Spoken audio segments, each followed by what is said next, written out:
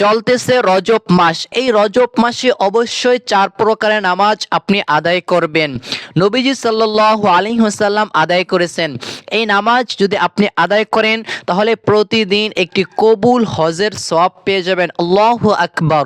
এবং আপনি যদি এই নামাজ আদায় করেন তাহলে 12 বছর নফল ইবাদত, 12 বছর নামাজ পড়লে যে পরিমাণ সওয়াব হবে ওই পরিমাণ সওয়াব আল্লাহ পাক রব্বুল আলামিন আপনার আমলনামায় দিয়ে দিবেন। সুবহানাল্লাহ। তাহলে আর আপনি যদি এই নামাজ আদায় করেন তাহলে আপনাকে যখন কবরে, অন্ধকার কবরে রাখা হবে তখন আল্লাহ তাআলা আপনার কবরটাকে আলোকিত করে দিবে। এমনকি এই নামাজ আপনি যদি আদায় করেন তাহলে আল্লাহ পাক রব্বুল আলামিন জান্নাতের ভিতরে আপনার স্থানটা এবং সর্বোচ্চ স্থানে আপনাকে আল্লাহ পাক রব্বুল আলামিন দিয়ে দিবেন। কেননা এই নামাজ নবীজি সাল্লাল্লাহু আলাইহি ওয়াসাল্লাম পড়েছেন, তাই সাহাবীদেরকেও পড়তে বলেছেন, তাই আমরাও এই নামাজ আদায় করব ইনশাআল্লাহ। যেহেতু এখন রজব মাস চলতেছে, এই রজব মাস হচ্ছে মাসের ভিতরে সবথেকে শ্রেষ্ঠ সম্মানী মাস। তাই আল্লাহ পাক রব্বুল আলামিন এই রজব মাসকে আল্লাহ তাআলা সৃষ্টি করেছে এবং সবথেকে মর্যাদাপূর্ণ মাস হচ্ছে এই রজব মাস। আল্লাহ পাক রব্বুল আলামিন কোরআনুল কারীমের ভিতরে বলেছেন, ইন্না ইদ্দাতাশ শুহুরি ইনদাল্লাহি ইসনা আশারা শাহরান ফি কিতাবিল্লাহ ইয়াওমা খালাকাস সামাওয়াতি ওয়াল আরদা মিনহা আরবাতুন হুরুম।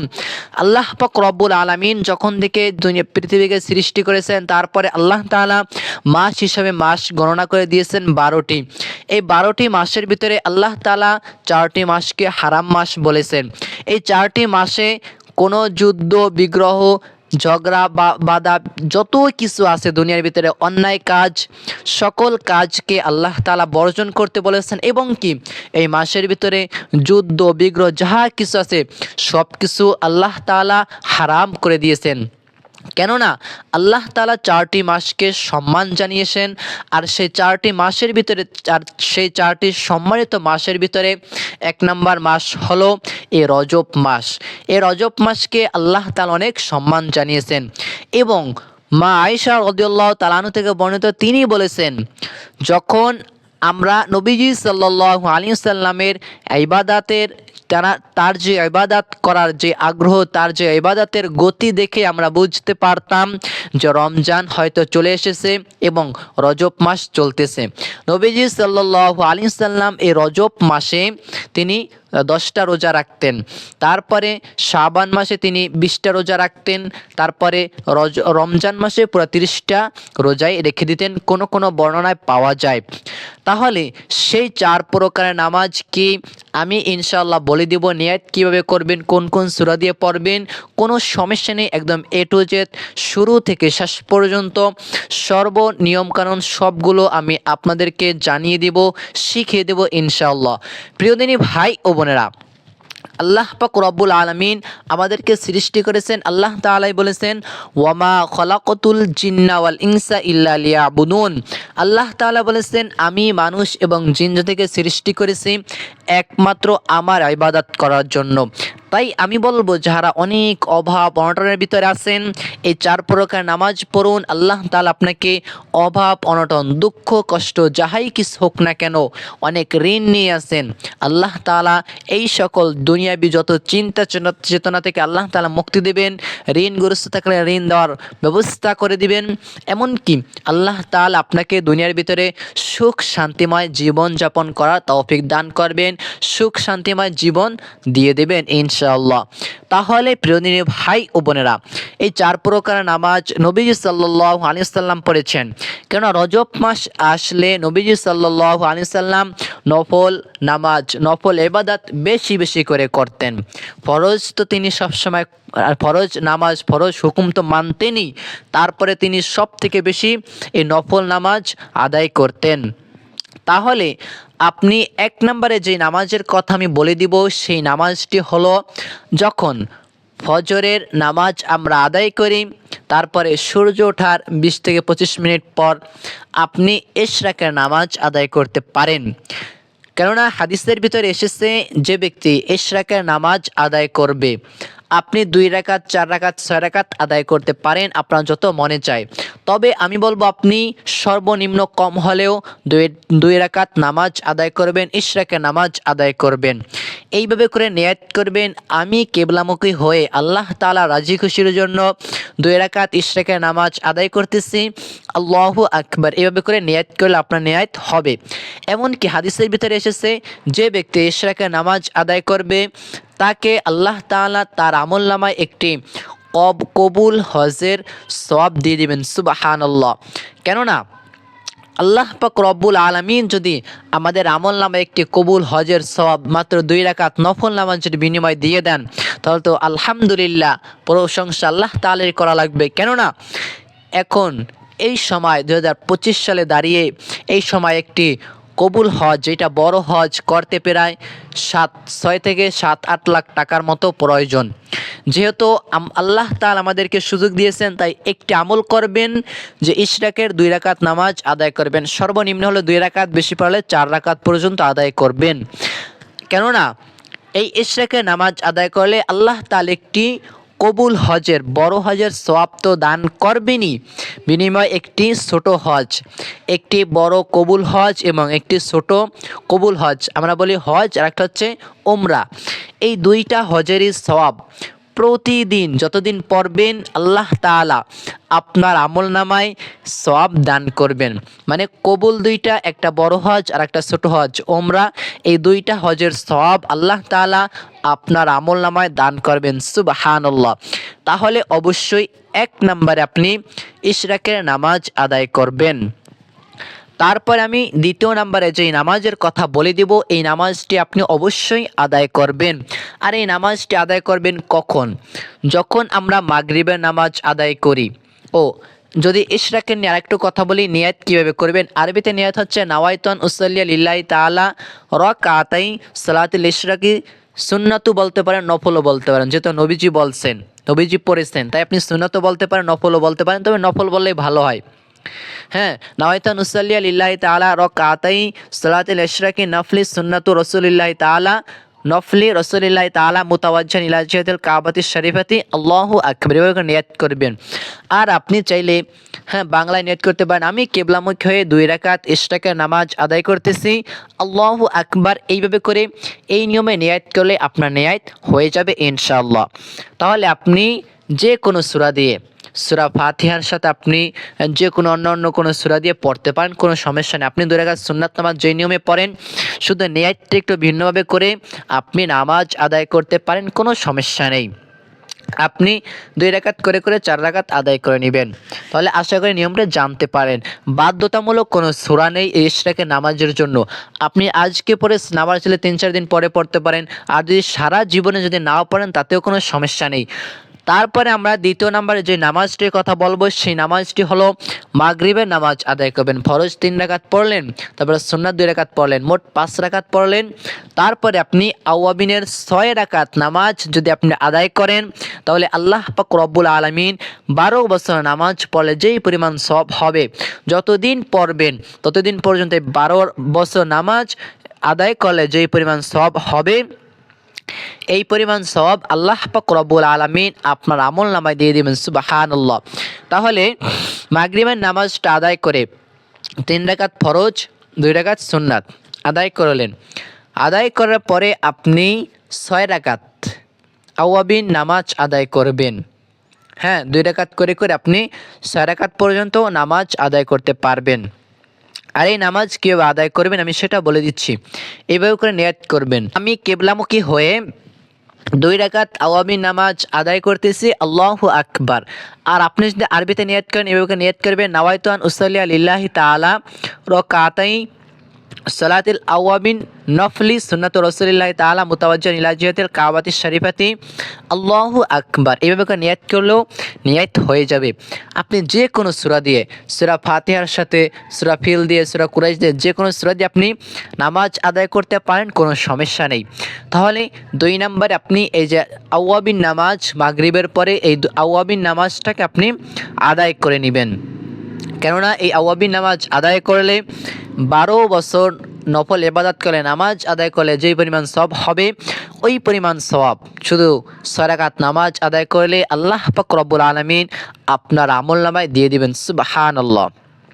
তারপরে 3 নম্বরে যে নামাজের কথা বলবো, এই নামাজ নিয়ে স্বয়ং আল্লাহ পাক রব্বুল আলামিন নিজেই বলেছেন, ওয়ামিনাল লাইলি ফাতাহাজ্জাদ বিহি নাফিলাতাল লাক আসা আন ইয়াবআসাকা রাব্বুকা মাকামান মাহমুদা।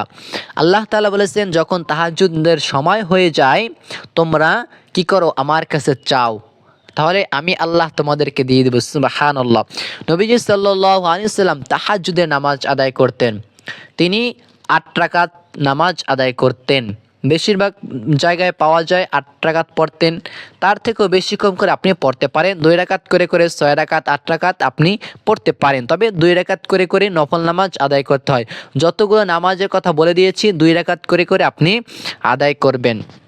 তাহলে 3 নম্বর আপনি কি করবেন, তাহাজ্জুদের নামাজ আপনি আদায় করবেন। আপনি তাহাজ্জুদের নামাজটাকে কখন আদায় করবেন সেটা একটু জেনে নেই। রাত যখন 3টি ভাগ করলে, রাতটাকে 3টি ভাগ করলে একদম 3য় ভাগে তখন আল্লাহ তাআলার কাছে সব থেকে প্রিয়, তখন যদি কোনো বান্দা নামাজ আদায় করে আল্লাহ তাআলার কাছে চায়, দোয়া করে, আল্লাহ পাক রব্বুল আলামিন তার দোয়াকে কবুল করেন। সুবহানাল্লাহ।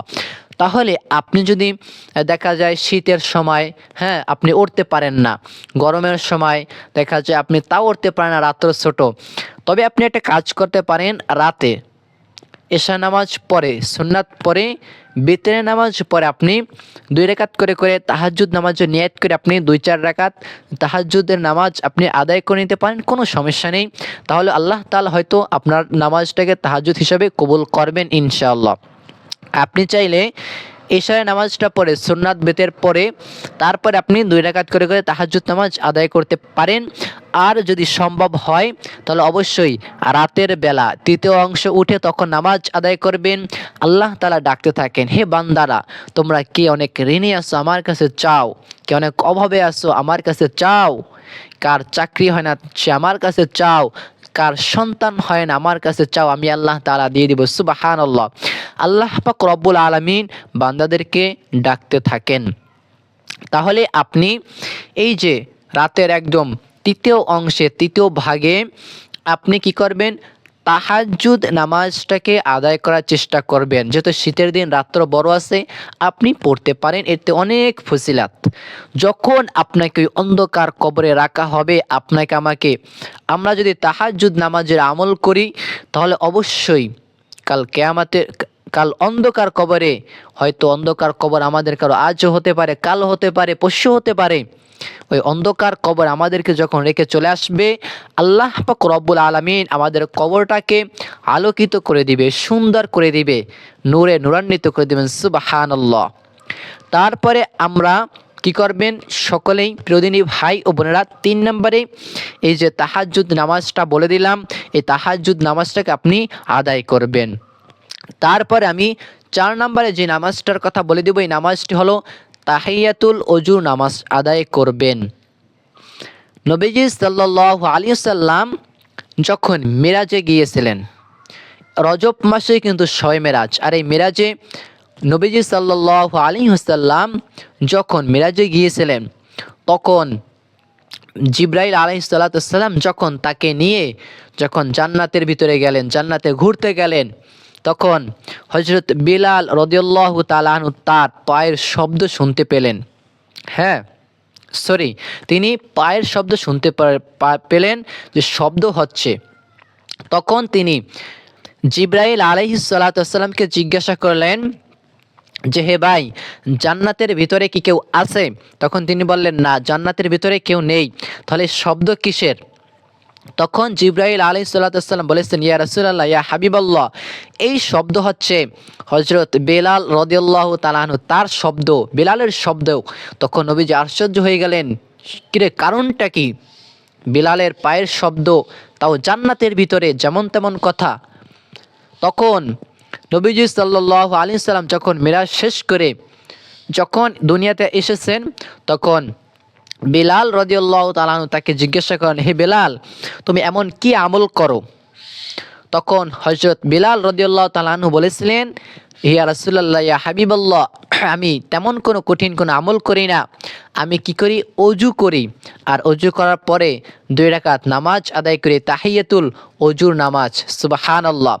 এমনকি নামাজ আদায় করছেন, তাই তার পায়ের শব্দ জান্নাতের ভিতরে পর্যন্ত আল্লাহ তাআলা পৌঁছে দিয়েছেন। তিনি দুনিয়াতেই থাকতেন, কিন্তু আল্লাহ তাআলা তাকে জান্নাতের ভিতরে উচ্চ মাকাম, উচ্চ মর্যাদাপূর্ণ জায়গা আল্লাহ তাআলা তাকে দান করেছিলেন। সেই জন্যই নয়তো দুনিয়ায় থাকা মানুষটার কি হয়, পায়ের শব্দ ওই জান্নাতের ভিতরে চলে যায়। সুবহানাল্লাহ। তাহলে 4 নম্বরে আপনি তাহিয়াতুল ওযু নামাজটাকে আদায় করবেন।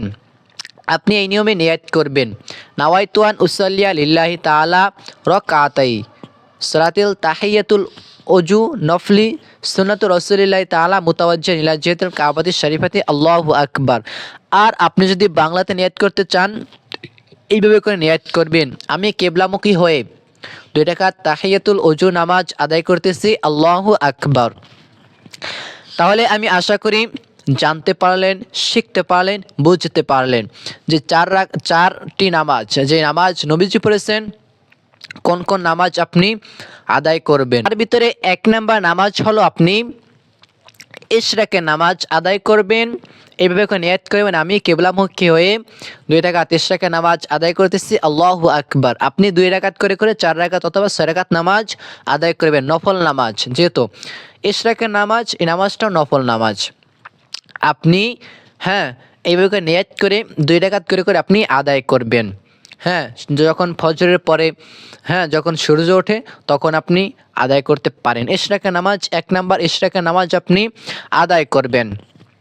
2 নাম্বারে যদি এই ইশরাকের নামাজ যদি আপনি আদায় করেন, তাহলে আল্লাহ পাক রব্বুল আলামিন একটি কবুল হজের সওয়াব আর একটি উমরা হজের সওয়াব আল্লাহ তাআলা আপনার আমলনামায় দিয়ে দিবেন। সুবহানাল্লাহ। যেই পরিমাণ সওয়াব হয় একটি উমরা হজ আর একটি বড় হজ করলে, যেই পরিমাণ সওয়াব হয় ওই পরিমাণ সওয়াব আল্লাহ তাআলা আপনার আমলনামায় দিয়ে দিবেন।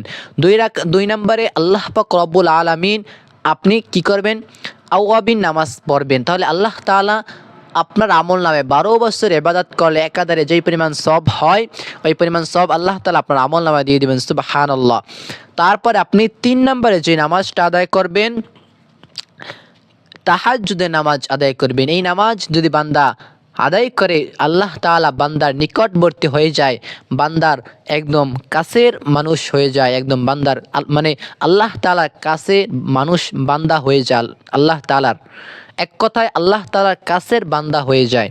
আল্লাহ তাআলার কাছে কোনো ফরিয়াদ, কোনো দোয়া করলে আল্লাহ তাআলা তার দোয়াকে বেশি প্রায়োরিটি দিয়ে থাকেন, তার দোয়াকে দ্রুত কবুল করেন। সুবহানাল্লাহ। এমনকি কাল কিয়ামতের দিন আপনাকে যখন অন্ধকার কবরে রাখা হবে, তখন আপনি আপনার কবরটাকে আল্লাহ তাআলা আলোকিত করে দিবেন, সুসজ্জিত করে দিবেন, সুন্দর করে দিবেন, নূরে নূরান্বিত করে দিবেন। সুবহানাল্লাহ।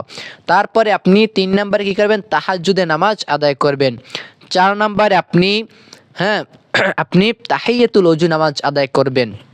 কেননা এর আমল হযরত বিলাল রাদিয়াল্লাহু তাআলা আনহু তিনি করতেন, তাই তার পায়ের শব্দটাও আল্লাহ তাআলা জান্নাত পর্যন্ত পৌঁছে দিয়েছেন, মানে তাকে আল্লাহ তাআলা উচ্চ মর্যাদা দান করেছিলেন। সুবহানাল্লাহ। তাই আপনি এই 4 প্রকারের নামাজ অবশ্যই আদায় করবেন ইনশাআল্লাহ। এবং তাহাজ্জুদ নামাজ, আমরা অনেকেই মনে করি তাহাজ্জুদ নামাজ একবার ধরলে ধারাবাহিকভাবে পড়তে হয়, আল্লাহ কীভাবে করে ভোর রাতে উঠে পড়বো, এর কোনো বিষয় নাই। আপনি চাইলে আজকে পড়ছেন, আবার কালকে যদি ইচ্ছা না করে, শরীর অসুস্থ থাকে, নাও পড়তে পারেন, আবার চাইলে কিছুদিন পরে পড়তে পারেন। আর যদি জীবনে যদি পড়া তৌফিক নাও হয়, তাও কোনো সমস্যা নেই, যেহেতু এগুলো সব নফল নামাজ। 4টা নামাজ সব নামাজই নফল নামাজ। আপনি চাইলে যে কোনো সময়, আপনি শুধু সময়টাকে নির্ধারণ করে আপনি নামাজটা আদায় করবেন। তাহলে আশা করি এই 4 প্রকারের নামাজ নবীজি সাল্লাল্লাহু আলাইহি সাল্লাম পড়তেন, আপনিও পড়ার চেষ্টা করবেন। আপনাকে আল্লাহ তাআলা আমল করার তৌফিক দান করুক। প্রিয়দিনী ভাই ও বোনেরা, আল্লাহ তাআলার কাছে আপনাদের জন্য দোয়া করি, আপনাদের যেন আল্লাহ তাআলা সকল অভাব অনটনকে দূর করে দেন, আপনাদের জন্য সুস্বাস্থ্য আল্লাহ তাআলার কাছে কামনা করে, আল্লাহ তাআলার কাছে দোয়া করে আমি এই জায়গায় বিদায় নিচ্ছি। আসসালামু আলাইকুম ওয়া রাহমাতুল্লাহ।